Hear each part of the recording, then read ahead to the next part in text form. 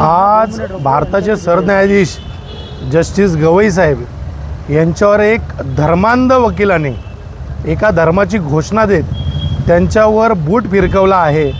तर मी त्या धर्मांध लोकांना सांगतो की हा देश संविधानाने चालेल, कुठल्याही एका धर्माच्या आधारावर चालणार नाही। आणि तुम्ही जर न्यायव्यवस्थेवर बूट फिरकवणार असाल तर ही न्यायव्यवस्था तुम्हाला कदापि मोकळं सोडणार नाही। तुमची शिक्षा ही जेलच असेल आणि तुम्हाला कठोरात कठोर शासन व्हावं यासाठी या भारताचा प्रत्येक न्यायव्यवस्थेवर विश्वास असणारा नागरिक आणि या उल्हासनगरमधला प्रत्येक वकील हा तन मन धनपणाला लावून लढेल। आणि भूषण गवई साहेबांसोबत या भारतातला प्रत्येक वकील आज उभा आहे। आणि अशी जी मंडळी आहे जे वकील व्यवसायाला बदनाम करतात आणि वकिलीचा कोट घालून एका धर्माचं रक्षण करण्यासाठी पुढे येऊन सरन्यायाधीश सारख्या व्यक्तीवर चप्पल भिरकावतात, तर अशा लोकांची सनद रद्द करण्यात यावी आणि अशा लोकांना कायद्याने कठोर शिक्षा करावी अशीच आमची आजच्या दिवशी मागणी आहे। तर या गोष्टीचा आज आम्ही निषेध करतो।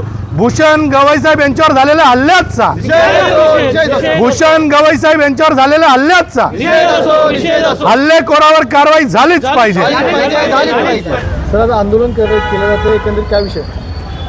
भारताचे सरन्यायाधीश भूषण गवई साहेब हे आजच्या दिवशी आपल्या न्यायव्यवस्थेचे प्रमुख आहेत। एक संविधानिक मोठ्या पदावर कार्यरत असलेले व्यक्ती आहेत। अशा व्यक्तींना कोर्ट हॉलमध्ये रेग्युलर नियमित कामकाज करत असताना त्यांच्यावर भ्याड हल्ला झालेला आहे।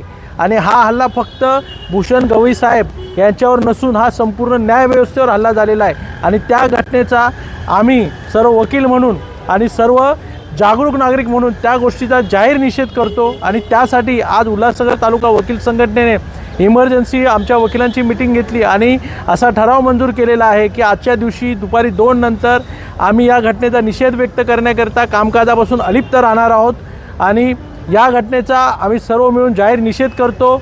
आणि आमची सर्वांची मागणी अशी आहे की ज्या व्यक्तीने हे असं काम केलेलं आहे त्याला कठोर शिक्षा झाली पाहिजे, ही आमची मागणी आहे।